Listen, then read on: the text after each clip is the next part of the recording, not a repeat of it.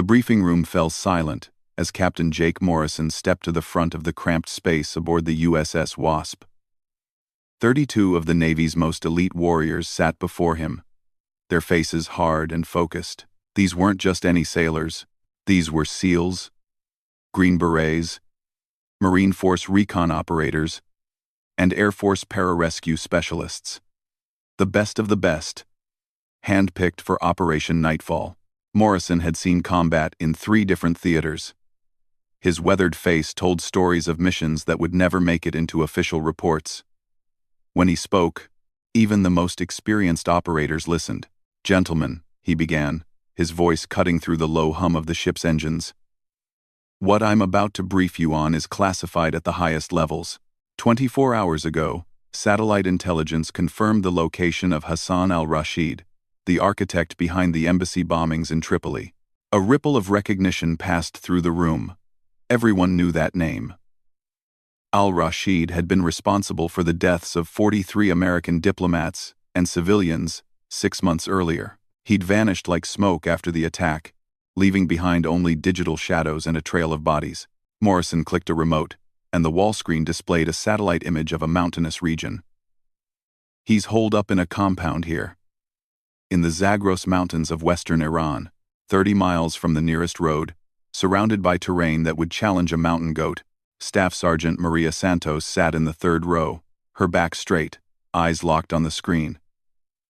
At 28, she was one of the youngest people in the room, and certainly the only woman. Her olive-drab flight suit bore the wings of a Navy pilot, but no one here knew her story. To them, she was just another aviator who'd somehow ended up in a briefing meant for ground operators. "The compound sits on a plateau at 8,000 feet, Morrison continued. "Intelligence suggests he has between 20 and 30 fighters with him, armed with everything from AK-47 seconds to shoulder-fired missiles. The Iranian government either doesn't know he's there, or they're pretending not to know." Morrison's expression darkened. "But here's the problem. Al-Rashid isn't staying put. Signals intelligence indicates he's planning to move in 72 hours. After that, he disappears into the wind again, and we lose our chance." The captain paused, letting that sink in. In the military, timing was everything. Miss your window, and the target vanishes. Sometimes, forever. "This will be a joint operation," Morrison said. "SEAL Team 6 will handle the primary assault. Marine Force Recon will secure the perimeter and extraction zone. Air Force PJs will provide medical support and emergency extraction if things go sideways." He clicked to the next slide, showing a detailed topographical map. The challenge is insertion and extraction. The compound is surrounded by mountains on 3 sides and a sheer cliff on the 4th. Traditional helicopter insertion is nearly impossible due to altitude, weather, and the threat of surface-to-air missiles. Master Chief Petty Officer Raymond Torres leaned forward. At 42, Torres was a legend in the SEAL community. He'd been part of operations that existed only in whispered conversations in places like this briefing room. "What about halo insertion, sir?" "I won." Morrison shook his head. "Considered it, but the winds at that altitude are too unpredictable. Plus, we'd have to drop from so high to avoid detection that half the team would be scattered across 10 square miles before they hit the ground." The room buzzed with quiet conversation as the operators digested the challenge. This wasn't just difficult. It was approaching impossible. "Which brings me to why you're all here," Morrison said, regaining everyone's attention. "This mission requires a level of precision flying that pushes the envelope of what's possible. We need pilots who can thread the needle between those mountains in the dark, land on a postage stamp of flat ground, and get our people out alive when the shooting starts." He scanned the room slowly. "This isn't a job for regular aviation. This is a job for combat pilots. People who can fly in conditions that would ground civilian aircraft. People who think getting shot at is just another day at the office." Maria felt her pulse quicken. She'd flown combat missions over Afghanistan and Syria, piloting everything from transport helicopters to attack aircraft. She'd been shot at more times than she could count, and had brought damaged birds home that should have fallen out of the sky. "I need volunteers," Morrison said. Pilots who can handle rotary-wing aircraft in extreme conditions. People who won't crack under pressure when surface-to-air missiles are lighting up the sky around them. The room was quiet for a long moment. Most of the operators here were ground fighters, trained to assault beaches and clear buildings. Only a handful had aviation experience, and fewer still had experience with the kind of precision flying this mission would demand. Then Maria Santos stood up. The movement was calm, deliberate, and it sent a shockwave through the room. 31 pairs of eyes turned to look at her. She was average height, about 5'6", with dark hair pulled back in a regulation bun. Her face was unremarkable except for her eyes, which held a steady confidence that didn't waver under the sudden attention. "Ma'am," Morrison said, his voice carefully neutral. "You're qualified for rotary wing combat operations?" "Yes, sir." Her voice clear and steady. 437 combat flight hours. Afghanistan, Syria, and Iraq. Qualified on UH-60 Blackhawks, AH-64 Apaches, and MH-47 Chinooks.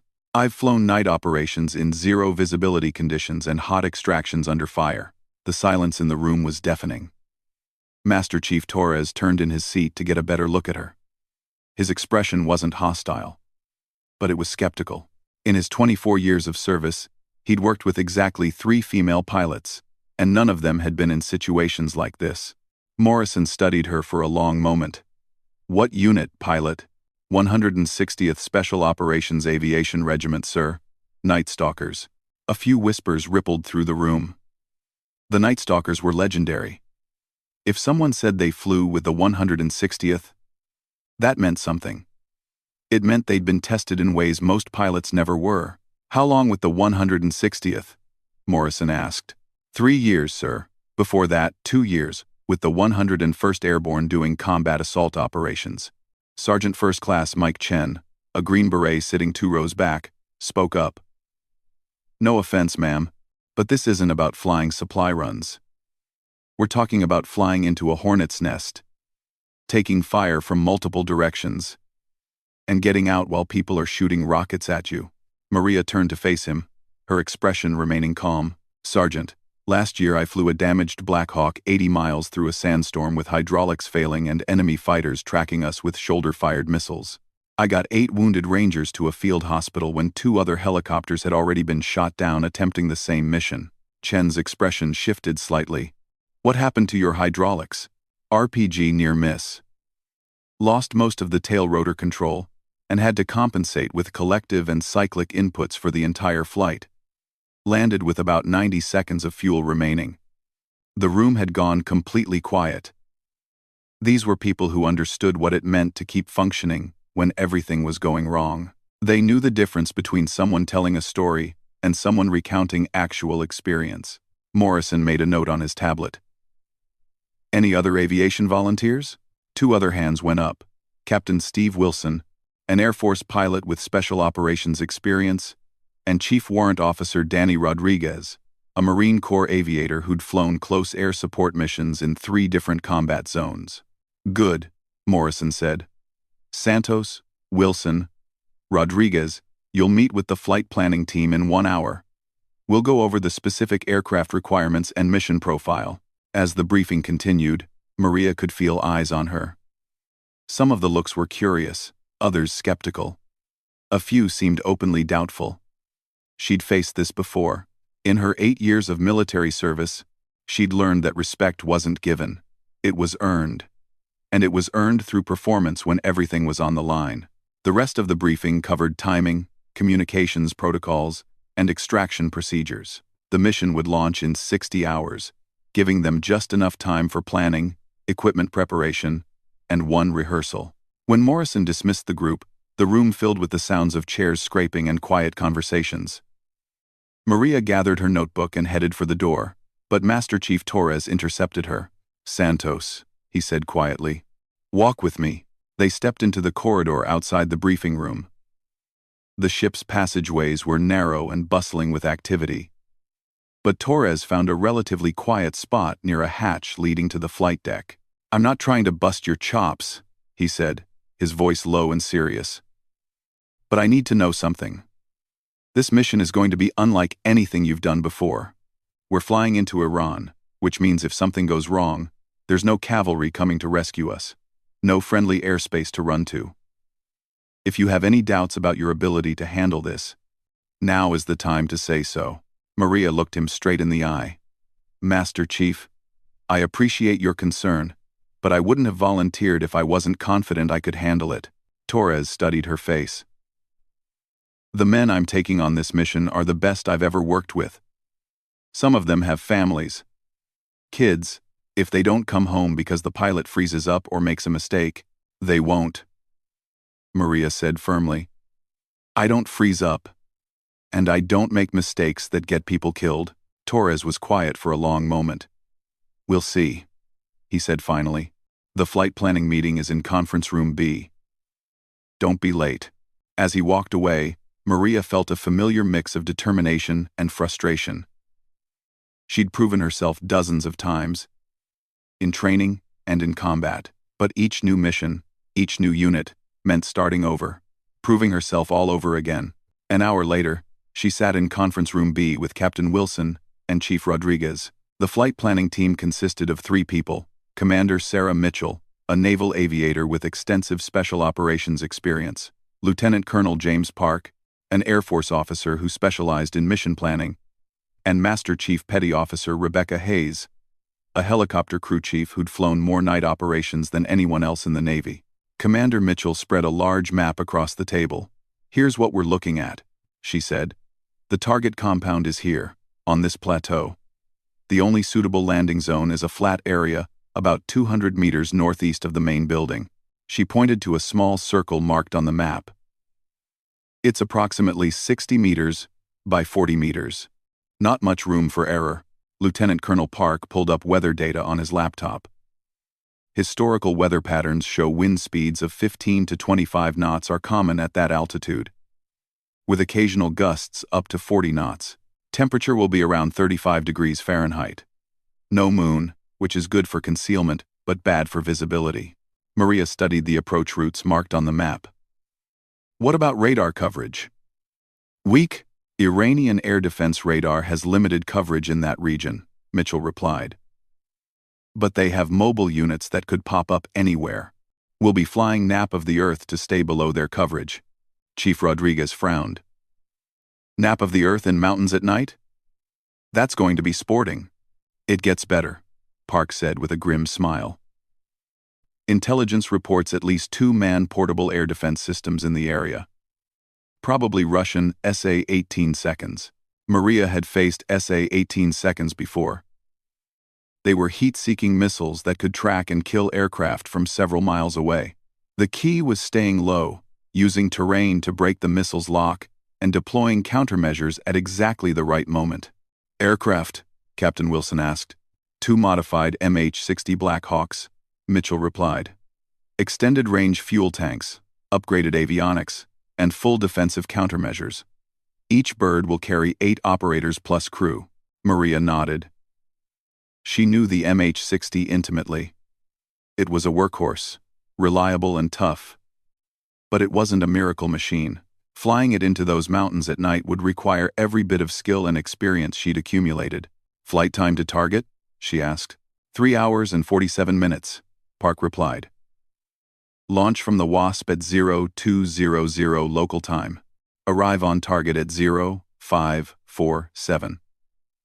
We want to hit them just before dawn, when most people are in their deepest sleep. Mitchell looked around the table. Questions? Captain Wilson raised his hand. Backup plan if one of the aircraft goes down?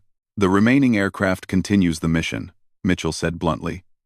The operators on the ground have to complete their objective regardless of air support status.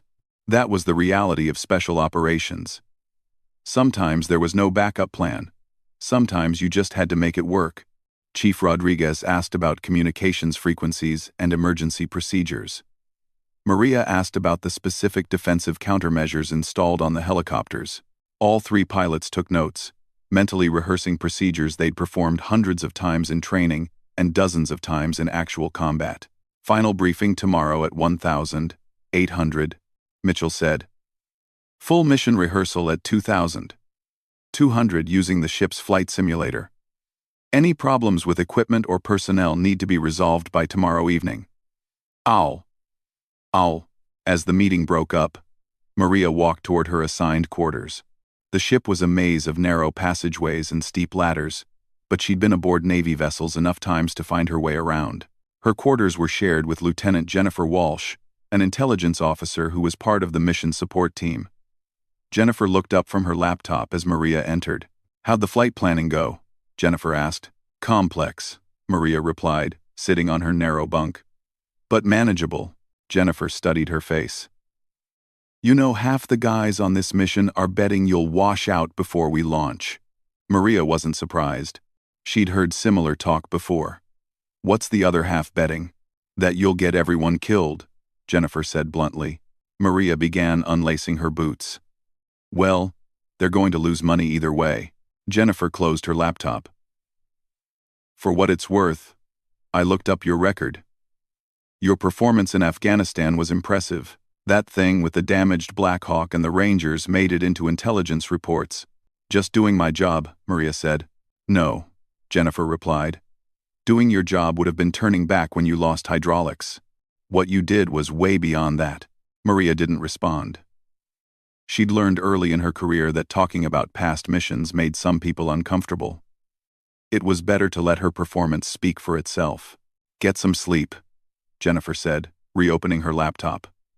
"Tomorrow's going to be a long day." Maria lay back on her bunk and stared at the ceiling.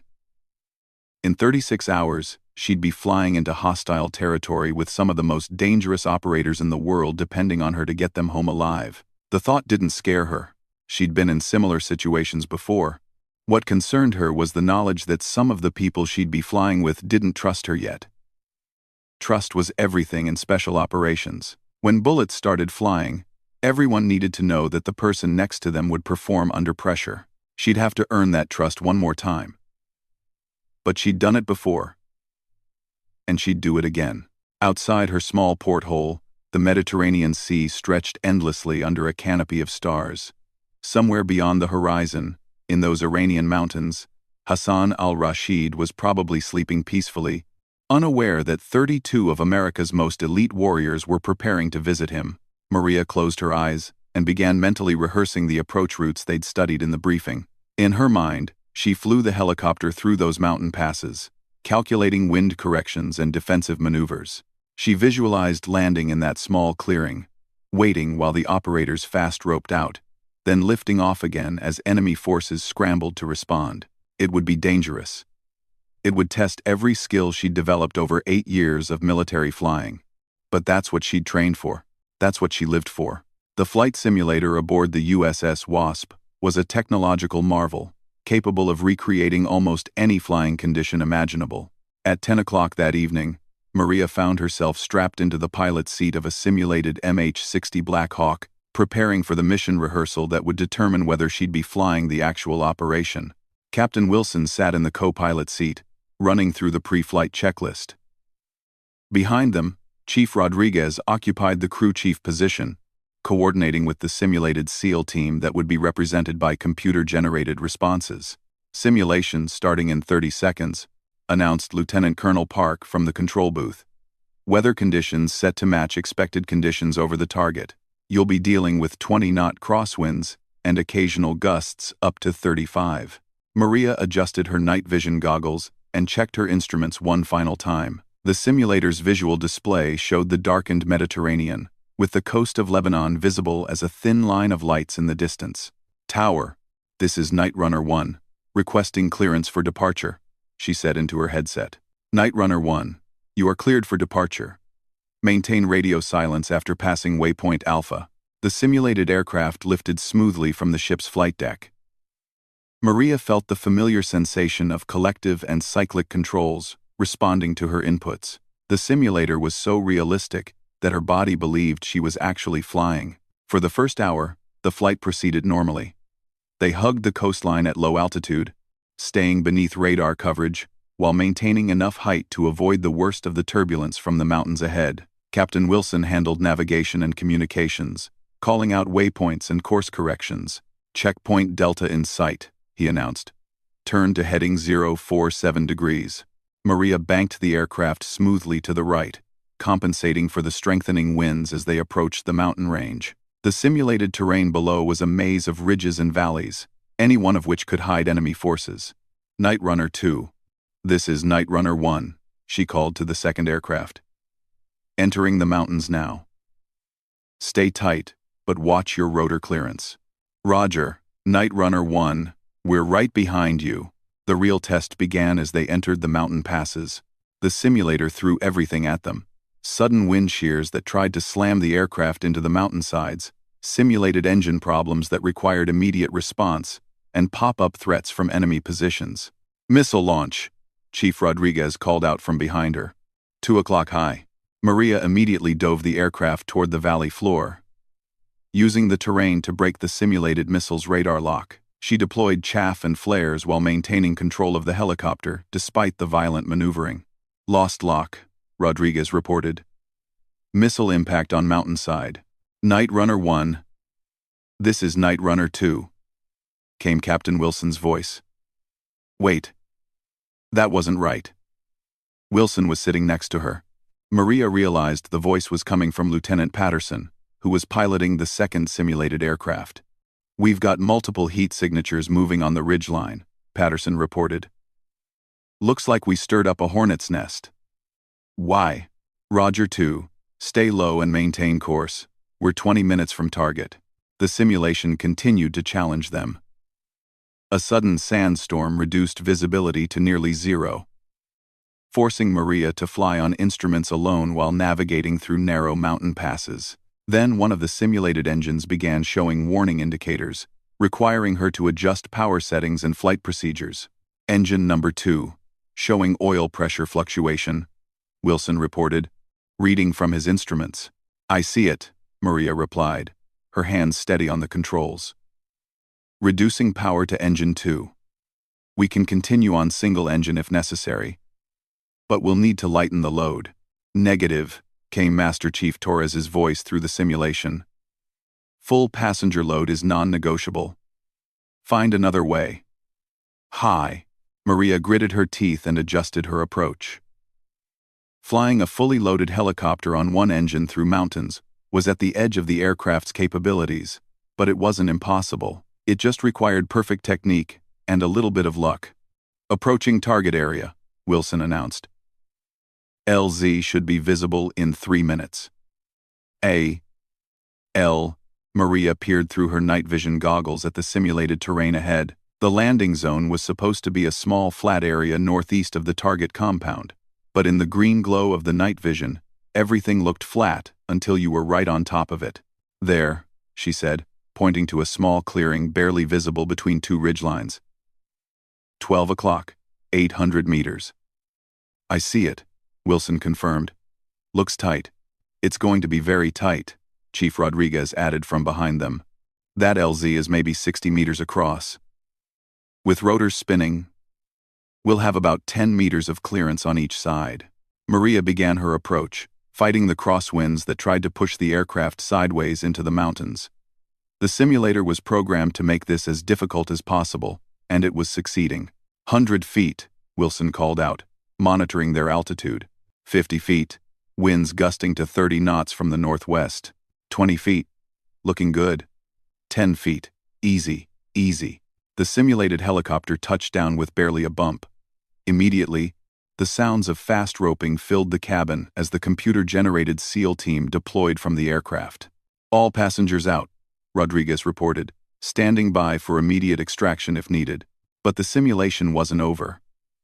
As they sat on the ground with rotors turning, enemy forces began converging on their position.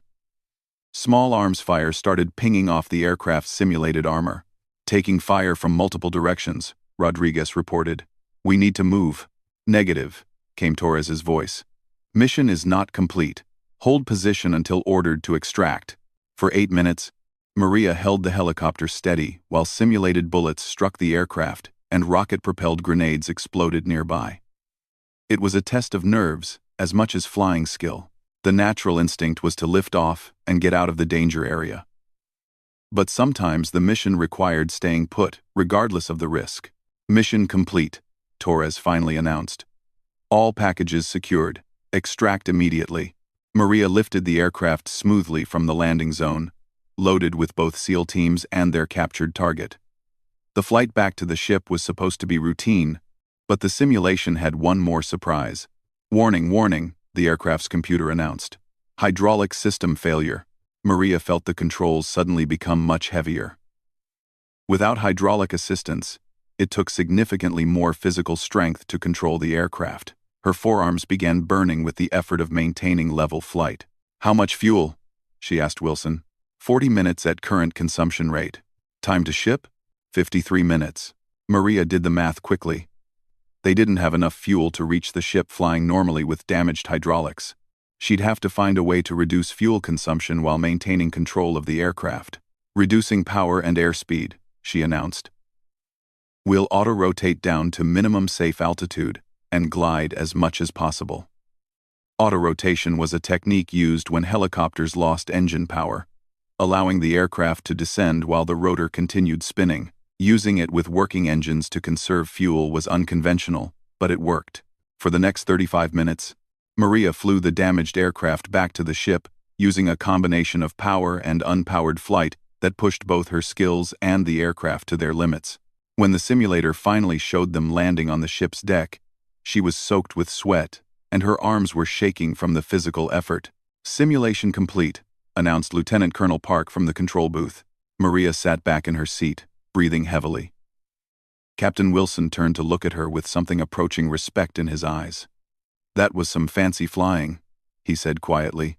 Chief Rodriguez leaned forward from the back seat. Ma'am, I've been crew chief on this type of aircraft for 12 years. I've never seen anyone handle hydraulic failure that smoothly. The simulator door opened, and Master Chief Torres climbed inside. His expression was unreadable as he studied the instrument panel and the flight data displayed on the screens. How do you feel about the mission? He asked Maria directly. It's challenging, she replied honestly, but manageable. The biggest risk factors are the weather and the landing zone size. Everything else is within normal parameters for this type of operation. Torres nodded slowly. The simulation threw some curveballs at you. Engine problems. Hydraulic failure. Extended time under fire. How you handled those situations tells me a lot about how you'll perform when the real shooting starts. He paused, studying her face. I'm satisfied with your performance. You'll be flying lead aircraft tomorrow night. Maria felt a surge of relief and satisfaction. Lead aircraft meant she'd be the primary pilot, responsible for navigation and timing for the entire flight. It was a position of significant responsibility and trust. Thank you, Master Chief. I won't let you down. I believe you won't, Torres replied. But I need you to understand something. The men I'm taking on this mission are the best I've ever worked with. They have families, children, people who love them. If something goes wrong tomorrow night, if you make a mistake or freeze up, some of those men might not come home. Maria met his gaze steadily. Master Chief, I understand the responsibility. I've carried it before, and I'll carry it again. Your men will come home. Torres studied her for another long moment, then nodded. Get some rest. Tomorrow's going to be a very long day. After Torres left, Maria climbed out of the simulator feeling emotionally drained. The simulation had been designed to test her limits, and it had succeeded. Every emergency procedure she'd learned over 8 years of flying had been put to the test. Captain Wilson caught up with her in the passageway outside the simulator room. Santos, he said quietly, I owe you an apology. For what? When I saw you volunteer this morning, I had my doubts. Not because you're a woman, but because... He paused, searching for the right words. Because this is the kind of mission where experience matters more than anything else. And you're young. Maria smiled slightly. I am young. But I've been flying in combat since I was 22. Sometimes youth is an advantage. You recover from stress faster. You adapt to new situations quicker. Wilson nodded. I saw that tonight. The way you handled the hydraulic failure. Thinking outside the box to get us home on minimum fuel. That's the kind of flying that keeps people alive. They walked together toward the quarters section of the ship.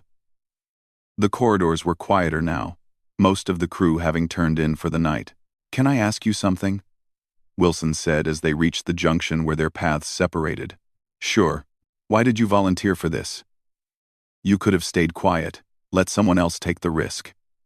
Your record shows you've already done more than your share of dangerous missions." Maria considered the question. It was one she'd asked herself many times over the years. "Because this is what I trained for," she said finally. "All those hours in flight school. All those practice missions. All that training in emergency procedures. It was all preparation for missions like this one. If I'm not willing to use that training when it matters most, what's the point of having it?" Wilson smiled. "That's a good answer. Get some sleep. Tomorrow we find out if we're as good as we think we are." Maria made her way to her quarters, where Lieutenant Walsh was already asleep.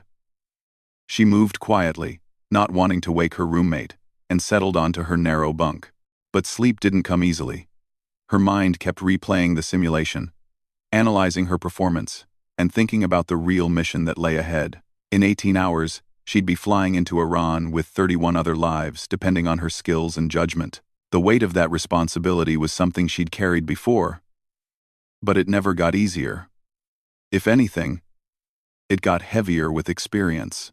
When you were young and inexperienced, you didn't fully understand what could go wrong. As you gained experience, you became more aware of all the ways a mission could turn deadly. But that awareness also made you better. You learned to plan for contingencies, to have backup plans for your backup plans. You learned to stay calm when everything was going wrong, to think clearly when others might panic. Maria had earned her place on this mission through years of proving herself in increasingly dangerous situations. Tomorrow night, she'd have to prove herself one more time. She finally drifted off to sleep as the ship continued its voyage toward the coast of Iran, carrying 32 warriors toward what might be their most dangerous mission yet. When she woke 6 hours later, she felt rested and ready.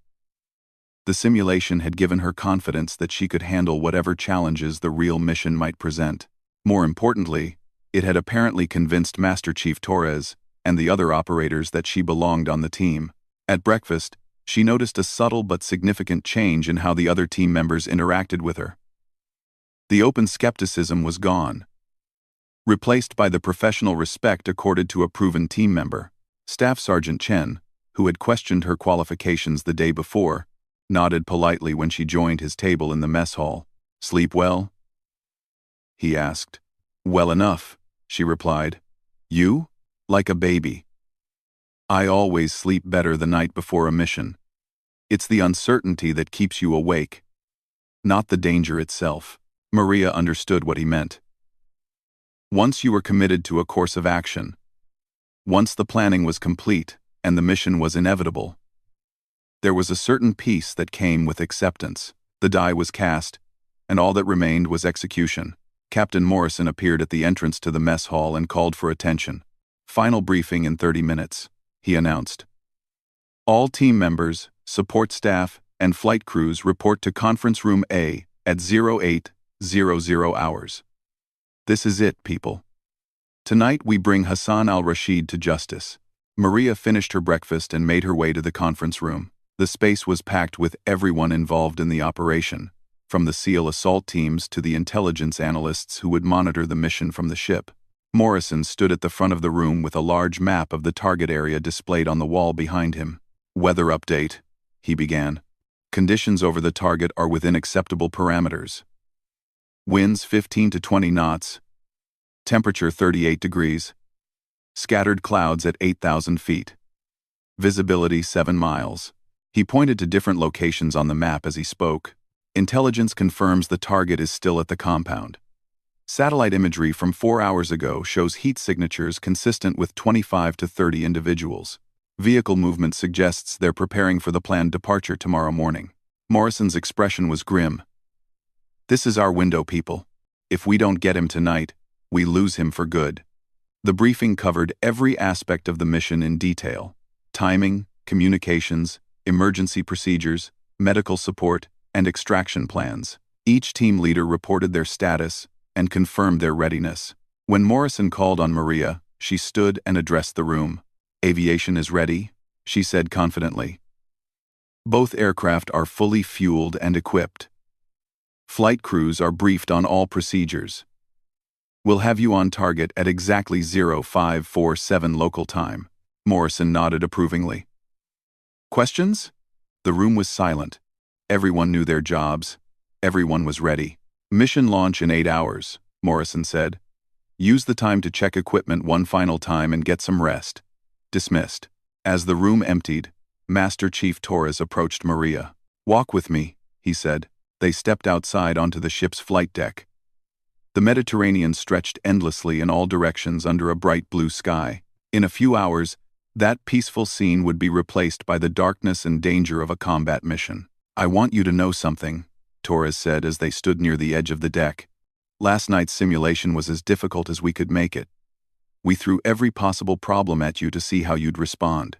Maria waited for him to continue. "You handled it better than most pilots I've worked with, including some who have twice your experience." "Thank you, Master Chief." "Don't thank me yet," Torres replied with a slight smile. "Thank me tomorrow morning when we're all back on this ship safe and sound." Maria looked out at the horizon, thinking about the mission ahead. Somewhere beyond that line, where sea met sky, Hassan al-Rashid was enjoying what would be his last day of freedom. "We'll get it done," she said quietly. "I believe you will," Torres replied. "I wouldn't be going otherwise." 8. The night air over the Mediterranean was surprisingly calm, as Maria Santos performed her final pre-flight checks on the lead MH-60 Black Hawk. At 0145 hours, the USS Wasp hummed with controlled activity as 32 elite operators prepared for what would be one of the most dangerous missions in recent memory. Chief Rodriguez moved methodically around the aircraft, checking fuel lines, rotor blades, and defensive systems. Every bolt, every wire, every system had been inspected twice. In special operations, equipment failure wasn't just inconvenient. It could mean the difference between life and death. "Fuel topped off," Rodriguez reported. "Defensive countermeasures loaded and tested. All systems green." Captain Wilson settled into the co-pilot's seat and began the engine start sequence. The massive turbine engines spooled up with their characteristic whine, gradually building to operational power. On the flight deck, crew members in colored jerseys moved with practiced efficiency, preparing both helicopters for launch. In the cargo area behind Maria, 8 Navy SEALs performed final equipment checks. Master Chief Torres moved among them, ensuring every weapon was properly zeroed, every piece of gear secured, every communication device functional. These weren't just any SEALs. They were the best operators Team 6 had to offer, handpicked for their experience in hostage rescue and precision raids. "Comms check," Torres said into his headset. "Alpha Team, sound off. Alpha 1, good comms. Alpha 2, good comms. Alpha 3, good comms." The roll call continued until all 16 operators across both aircraft had confirmed their communication systems were working perfectly. In the dark mountains of Iran, maintaining contact could mean the difference between mission success and catastrophe. "Night Runner 1, this is Control," came the voice of Commander Mitchell from the ship's Combat Information Center. "You are cleared for departure. Weather over target is holding steady. Winds 1 to 5 knots from the northwest. Visibility 6 miles. Maria keyed her microphone. "Control, Night Runner 1 copies. Departing at this time." The heavily loaded helicopter lifted smoothly from the ship's deck, its rotors cutting through the night air with mechanical precision. Immediately behind her, Night Runner 2 followed, piloted by Captain Wilson's counterpart from the second crew. For the first hour, the flight proceeded exactly as planned. They hugged the coastline at low altitude, their radar signatures masked by the terrain and their presence concealed by the darkness. The Mediterranean coast passed beneath them like a ribbon of lights, growing fainter as they moved away from populated areas. "Checkpoint Alpha," Wilson announced as they passed the first navigation waypoint. "On time, on course. Night Runner 2. This is 1. Maria called to the second aircraft. "Maintain separation at 800 meters. We're entering controlled airspace in 20 minutes. "Roger, 1. Staying tight." As they approached the Lebanese coast, Both aircraft descended even lower, flying barely 50 feet above the water to avoid radar detection. The margin for error at this altitude was virtually non-existent. A moment's inattention could send the helicopter into the sea at over 100 miles per hour. Lebanese coast in sight, Wilson reported, turning to heading 072 degrees. Maria banked the aircraft smoothly to the right, following a predetermined route that would take them through a gap in the radar coverage along the Syrian border. Intelligence had identified a 30-mile corridor where surveillance was minimal, but using it required precision navigation and perfect timing. The landscape below changed from water to rugged terrain as they crossed into Syria. Mountains rose on either side of their flight path, dark silhouettes against the star-filled sky. This was dangerous territory. Both Syrian and Iranian forces operated in the region, and neither would hesitate to shoot down unidentified aircraft. "Checkpoint Bravo in sight," Wilson announced. Still on time. Behind them, Master Chief Torres coordinated with his team leaders, reviewing the assault plan one final time. The mission was elegantly simple in concept but incredibly complex in execution. Get in, capture the target, get out. But doing it without starting a war required surgical precision. "Sir," came a voice from the back of the aircraft. It was Petty Officer Jackson, one of the team's communications specialists. "I'm picking up radio chatter from an Iranian patrol. Sounds like they're about 20 kilometers south of our route." Torres leaned forward toward the cockpit. "Santos, how's our fuel situation?" "Good," Maria replied. "We can afford a 10-mile detour if necessary." "Stand by," Torres said.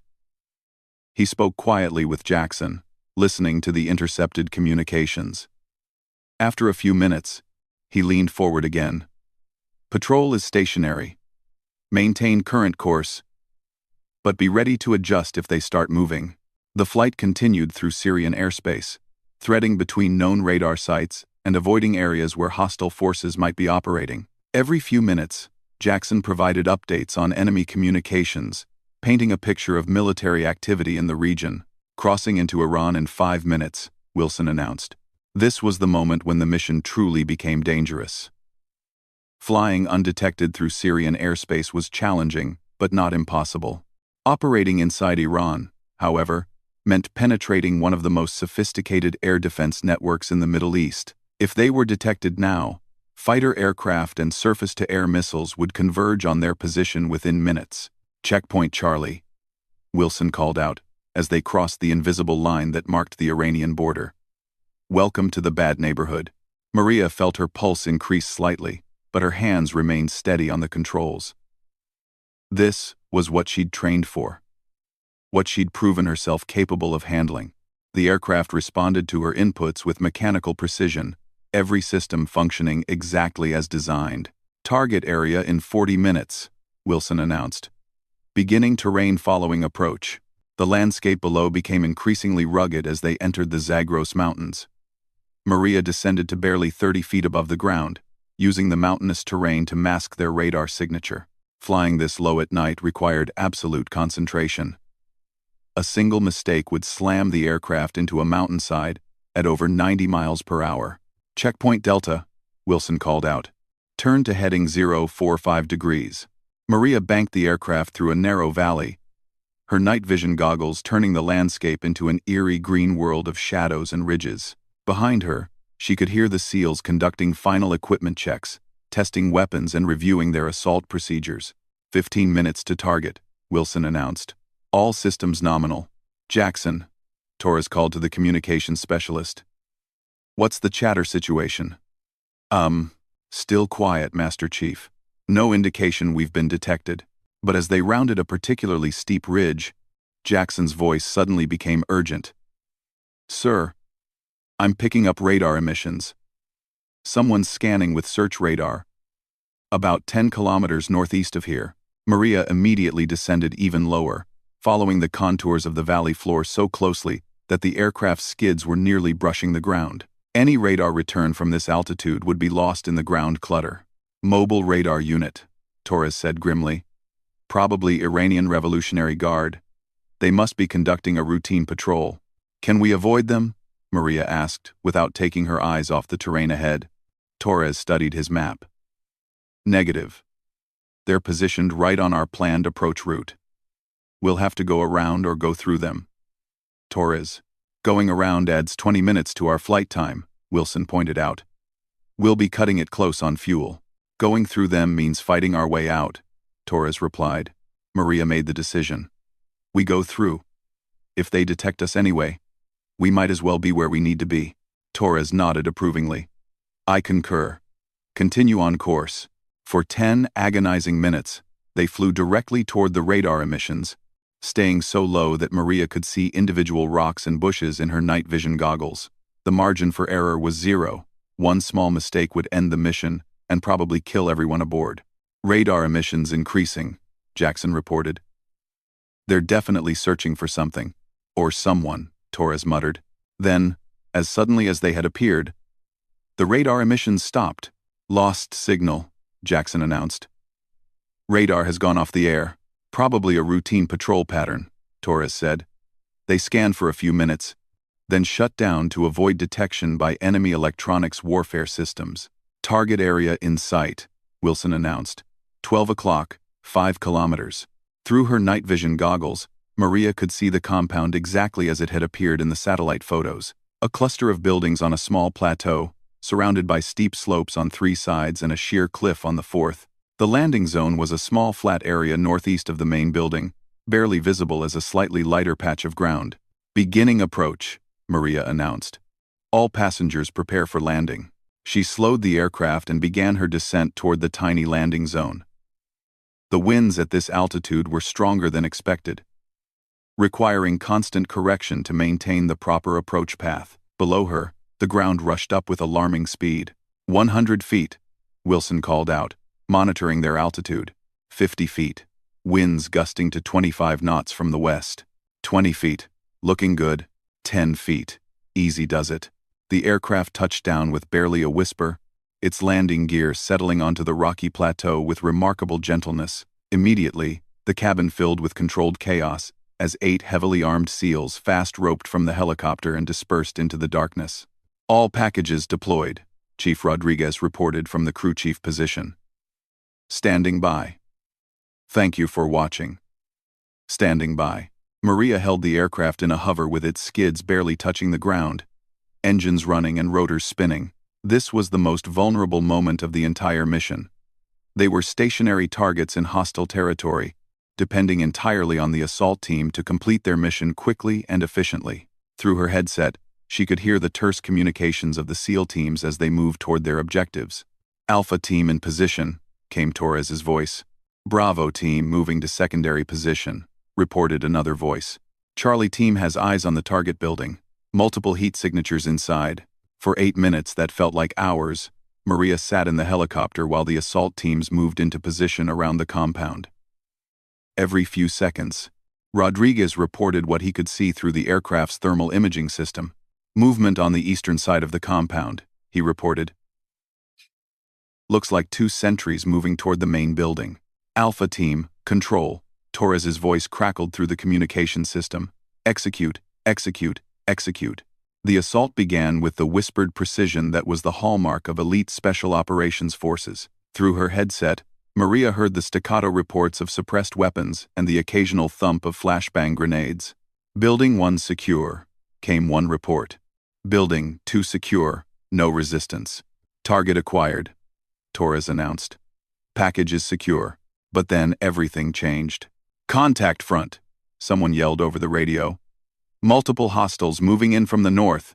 The night erupted in gunfire. Automatic weapons chattered from multiple directions as enemy reinforcements, apparently hidden in positions around the compound, opened fire on the SEAL teams. Tracer rounds streaked through the darkness like deadly fireflies. Night Runner 1, this is Alpha Team, Torres called urgently. We're taking heavy fire from multiple directions. Request immediate close air support. Maria's training took over instantly. Roger, Alpha Team. Stand by for gun runs.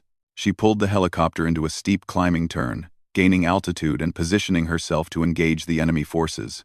The MH-60 wasn't primarily a gunship, but it carried door-mounted machine guns and could provide effective close air support when necessary.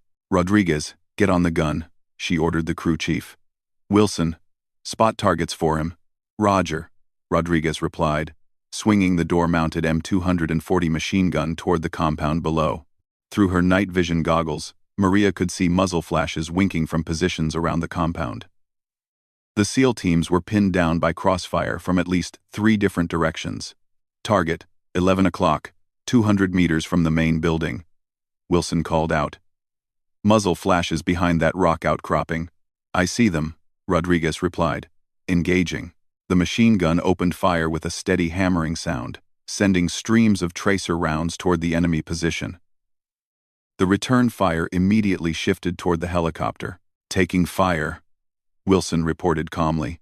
Multiple small arms, probably AK-47 seconds. Maria banked the aircraft sharply to the right, using its speed and maneuverability to avoid the incoming rounds. She could hear bullets striking the aircraft's armored belly. A metallic pinging sound that was both familiar and terrifying. Alpha Team, this is Night Runner 1, she called. We're suppressing the northern positions. Move to extract LZ when ready. Roger, Night Runner, moving in 2 minutes. For the next several minutes, Maria flew the helicopter in a complex pattern around the compound, allowing Rodriguez to engage enemy positions while avoiding the worst of the return fire. It was a deadly dance that required split-second timing and absolute trust between all crew members. Warning light on engine number 2, Wilson announced. Oil pressure dropping. Maria glanced at her instruments. The engine was still running, but the warning indicators suggested it had taken damage from the enemy fire. They could continue flying on one engine, but it would significantly reduce their capabilities. How bad? She asked. Manageable for now, Wilson replied. But we need to get out of here soon. Alpha Team, Night Runner 1, Maria called. We have aircraft damage. Request immediate extraction. Roger, Night Runner. All teams converging on extract LZ now. Maria swung the helicopter around toward the landing zone, fighting the increasingly difficult controls as the damaged engine continued to lose power. Below her, she could see the SEAL teams moving through the darkness toward the extraction point, carrying their captured target between them. But the enemy wasn't finished. As the helicopter approached the landing zone, rocket-propelled grenades began streaking through the air around them. One exploded close enough to the aircraft to shake it violently. RPGs, Wilson called out. Multiple positions. Maria threw the helicopter into an evasive maneuver that would have been impossible with a fully loaded transport aircraft. The MH-60 twisted and turned through the air like a fighter plane, using its agility to avoid the incoming rockets. Night Runner 2, Night Runner 1, she called to the second aircraft. We need immediate support at the LZ. Multiple RPG positions engaging. Roger. 1. We're inbound from the south. 30 seconds out. Those 30 seconds felt like an eternity. Maria continued her evasive flying, while Rodriguez engaged enemy positions with the door gun. The SEAL teams reached the landing zone and took cover behind rocks, waiting for the helicopter to land. Then Night Runner 2 appeared, its own door guns blazing as it engaged the RPG positions from a different angle. The combined firepower of both aircraft finally suppressed the enemy fire enough for Maria to attempt a landing. Going in, she announced, bringing the damaged helicopter down toward the tiny landing zone, with enemy rounds still pinging off its armored hull. The aircraft touched down hard, its damaged engine causing the helicopter to settle unevenly. But it was down, and that was all that mattered. Go, go, go, Rodriguez yelled. The SEAL teams sprinted toward the aircraft, half carrying and half dragging their captured target. Hassan al-Rashid looked exactly like his photographs, but considerably more disheveled after being rudely awakened by America's elite warriors. All packages aboard, Rodriguez reported as the last SEAL jumped into the cabin. Maria didn't wait for further confirmation. She pulled collective and twisted throttle, dragging the overloaded and damaged helicopter back into the air with sheer determination and 8 years of combat flying experience. Night Runner 2, Night Runner 1, she called to the second aircraft. We're up and moving. Heading for home. Roger, 1, right behind you. The flight back to the ship was a test of both pilot skill and aircraft endurance.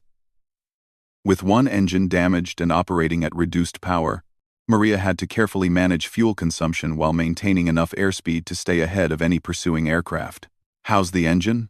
she asked Wilson every few minutes. "Still running, but barely. Oil pressure is down to minimum acceptable levels." Behind them in the cabin, the SEAL teams provided medical treatment to 2 operators who had been wounded during the firefight. The injuries weren't life-threatening, but they served as a reminder of how close the mission had come to disaster. "Master Chief," Maria called back to Torres. "How's our passenger?" Torres looked down at Hassan al-Rashid, who was securely bound and blindfolded in accordance with detention procedures. "Cooperative. I think he understands his situation." For 2 hours, Maria nursed the damaged helicopter across the Iranian and Syrian mountains, constantly adjusting power settings and flight procedures to keep the aircraft airborne. Captain Wilson monitored every instrument, watching for signs that the damaged engine might fail completely. "Lebanese coast in sight," Wilson finally announced. 20 minutes to the ship." "About time," Maria replied, her arms aching from the physical effort of controlling the damaged aircraft. "I don't think this thing has much more to give." But the helicopter held together long enough. At 0847 hours, nearly 7 hours after they had departed, both aircraft landed safely on the deck of the USS Wasp. As the rotors spun down to a stop, medical teams rushed forward to treat the wounded SEALs while intelligence officers took custody of Hassan al-Rashid. Maria slumped back in her pilot's seat, emotionally and physically exhausted. The mission had been successful, but it had pushed both her skills and her aircraft to their absolute limits. Master Chief Torres appeared at the cockpit door, his face streaked with dirt and gunpowder residue but wearing a satisfied expression. "Outstanding flying," he said simply. "That was some of the best combat aviation I've ever seen." Captain Wilson nodded in agreement. "When that engine started failing and we were taking RPG fire, I thought we were done for. But you kept us in the air," Maria smiled tiredly. "That's what I'm trained for." "No," Torres said seriously. "What you did tonight went way beyond training. Training gets you to competent. What you demonstrated was exceptional." As Maria climbed out of the aircraft, she noticed something that hadn't been there when they departed. Every operator who had been on the mission was standing on the flight deck, watching her. As she approached, they began applauding. It wasn't a loud, dramatic ovation. It was the quiet, respectful applause that warriors give to someone who has proven themselves under fire. Someone who has earned their place among the best. Captain Morrison pushed through the crowd and extended his hand to Maria. "Pilot," he said formally. "On behalf of every operator in this unit, thank you. You brought everyone home." Maria shook his hand, feeling a profound sense of satisfaction. When she had stood up in that briefing room 36 hours earlier, she had known she would have to prove herself one more time. Tonight, she had done exactly that. "Thank you, sir," she replied. "But this was a team effort. Everyone did their job." Morrison smiled. "Everyone did their job exceptionally well. But when things went sideways, when we were taking fire and the aircraft was damaged, you made the difference between mission success and disaster." As the crowd began to disperse, Maria looked out at the Mediterranean dawn, breaking over the horizon. Somewhere in the ship's detention facility, Hassan al-Rashid was beginning what would be a very long conversation with American intelligence officers. The man responsible for 43 innocent deaths would finally face justice. But more than that, Maria Santos had once again proven that competence and courage weren't determined by gender, age, or anyone's expectations. They were determined by performance when everything was on the line. When Captain Jake Morrison had asked for combat pilots who could handle the impossible, she had calmly stood up. And she had shocked them all by delivering exactly what the mission required. Now, as the USS Wasp turned toward home, everyone aboard knew that when the next impossible mission came along, they would want Maria Santos in the pilot's seat.